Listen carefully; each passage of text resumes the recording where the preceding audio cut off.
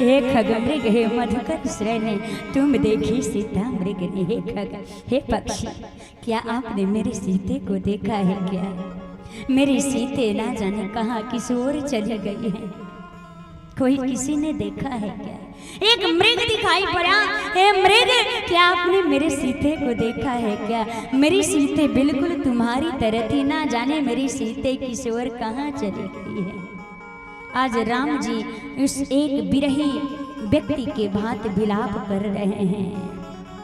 ऊपर से भगवान शंकर जा रहे हैं और मन में विचार कर रहे हैं। हृदय विचारत जात हरे कहीं विधि दर्शन हो, गुप्त रूप अवतारे प्रभु गए जान सबको। भगवान शंकर मन में विचार करने लगे, ये भगवान की कथा सुन के ये कान तृप्त हो गया है, यदि दर्शन हो जाता तो ये मेरी आंखें भी तृप्त हो जाती। भगवान नीचे से ही लीला में रत हैं, यदि दिखाई पड़ जाए तो मेरी आंखें धन्य हो जाएगी, लेकिन जाऊं कैसे? भगवान तो गुप्त रूप में प्रकट हुए हैं। अभी शंकर जी कल्पना ही कर रहे थे, अचानक से राम जी दिखाई पड़ गए। और कैसे दिखाई पड़ गए? राम जी समझ गए कि मेरा दर्शन करना चाहते हैं। अब देखिए पंचवटी से कैलाश है उत्तर दिशा की ओर, पंचवटी से कैलाश से उत्तर दिशा की ओर, और रावण मेरे माँ को किधर हर के ले गया है? दक्षिण दिशा की ओर। बाबा जा रहे हैं उत्तर, नीचे राम जी दक्षिण की ओर है, अन्वेषण में हैं। अब यहाँ क्या भेद होने वाला है समझिएगा। शंकर जी के मन के भाव को राम जी समझ गए और ढूंढते ढूंढते लक्ष्मण जी से कहते हैं कि हे लक्ष्मण भाई थोड़ा उत्तर दिशा की ओर बढ़ करके देख ले, कहीं सीता उधर तो नहीं चली गई है। जहां बाबा थे ठीक उसी के नीचे राम जी चले गए। अब जैसे ही शंकर जी ने देखा, शंभु समेत राम ही देखा, उपजा ही अयति हरस विशेष, भारी लोचन छवि सिंधु निहारे, कुसुमय जानी न किन्हे चिन्हारी। भगवान शंकर देखे आनंद में आ गए हो, भरी लोचन छवि सिंधु निहारी, नेत्र भर करके भगवान के स्वरूप का दर्शन करने लगे। और बाबा जोर से जय घोष किए, जय सच्चिदानंद जग पावन, अस कहीं चले मनोज नशा। बोलिए सच्चिदानंद भगवान की जय, बोलिए राघवेंद्र सरकार। गोस्वामी जी महाराज कहते हैं कुसुमय जानी न कीन है चिन्हारी, उचित समय नहीं है जाने का। यदि मैं सामने जाके पैर छू के प्रणाम करूंगा तो उनके लीला में विघ्न पड़ेगा, इसलिए दूर से ही।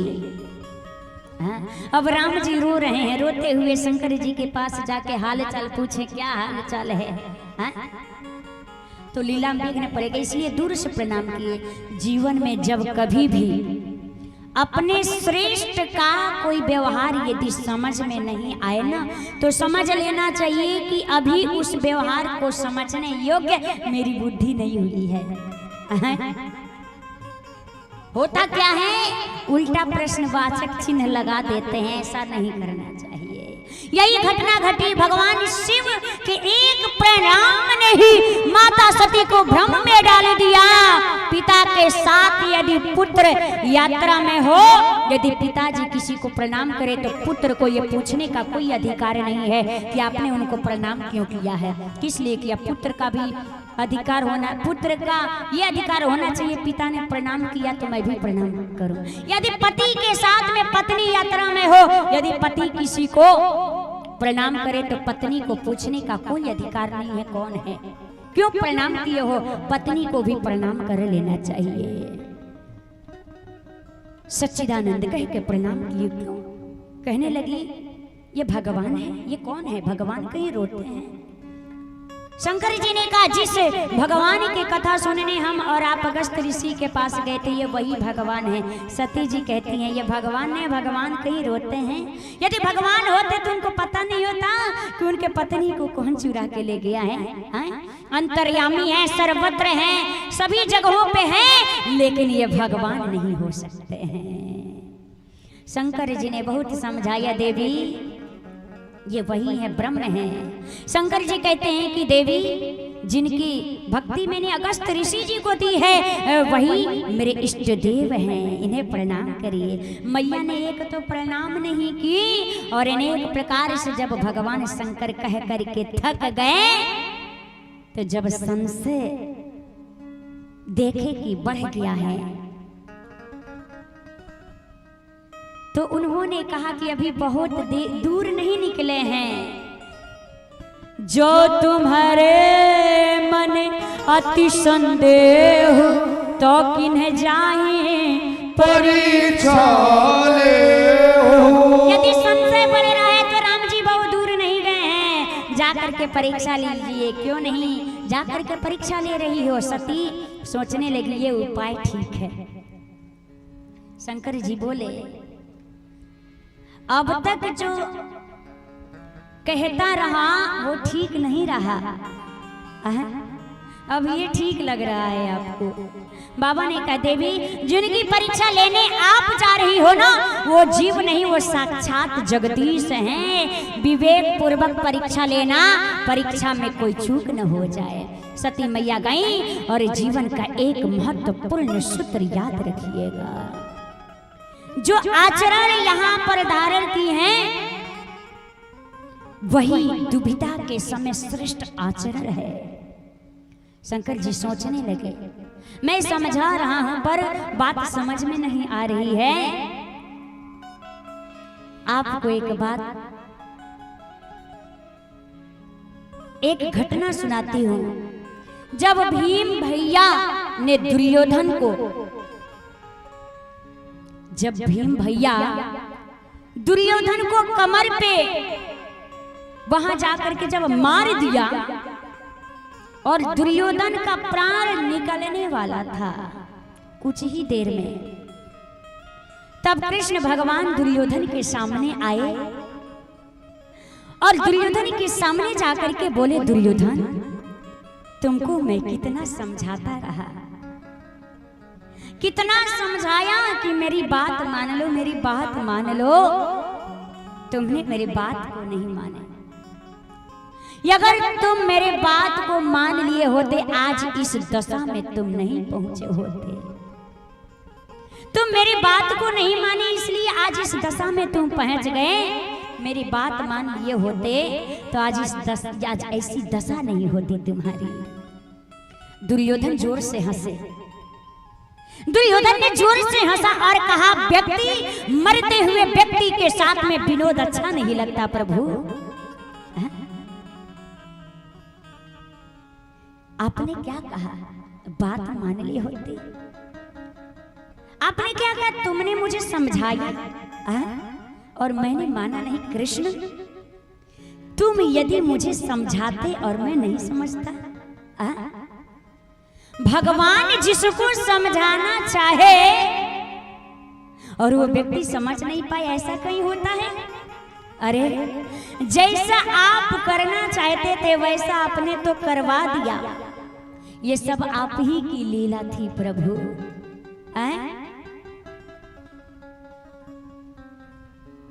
ये सब आपकी ही लीला थी कि मैं नहीं समझ पाऊं। यहाँ भी यही घटना है। कल्पना करिए, भगवान शंकर समझ आ रहे हैं लेकिन मेरी माँ नहीं समझ रही है। अब बाबा समझ गए कि ये बात मेरे सिर से, मेरे हाथ से ऊपर की हो गई है। अब इनकी परीक्षा लेने का ही मन है, अब ये परीक्षा ही लेंगे। भगवान बोले, होई है सो होई जो राम रचि राखा, को करी तर्क बढ़ा वही शाखा। अब राम जी जो रचे हैं वही होगा। अब भगवान विवेक पूर्वक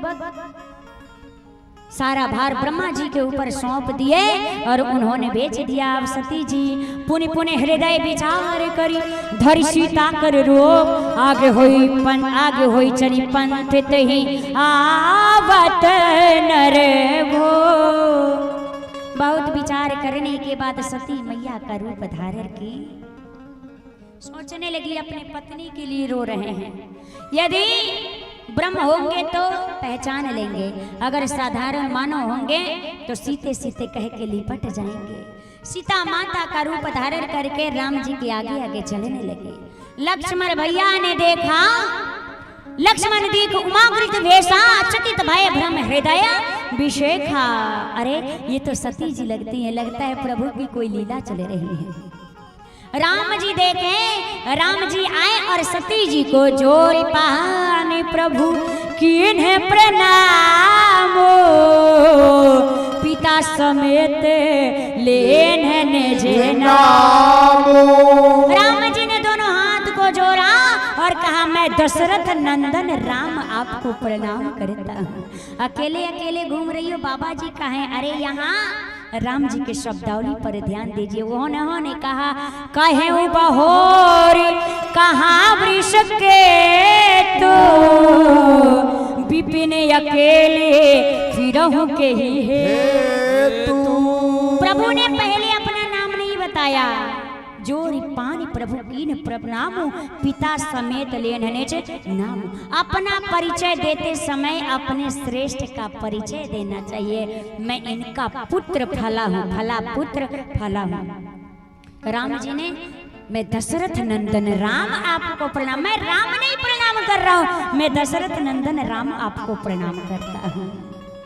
पिताजी के नाम पहले और अपना नाम बाद में। हनुमान जी भी जाते हैं तो ये नहीं कहते हैं कि मैं हनुमान, कहते हैं मैं राम दूत हनुमान हो।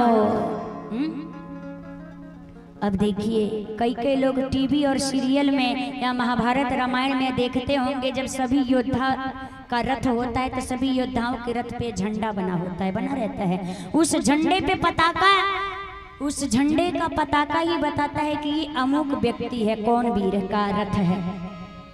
भगवान शिव के झंडी पर नंदी महाराज बने हुए हैं, वृषभ यानी नंदी, वो धर्म का प्रतीक बताया गया है। व्यक्ति जब आता है तो झंडी लेकर के आता है। व्यक्ति तो बाद में दिखाई पड़ता है, पहले झंडी ही दिखाई पड़ता है।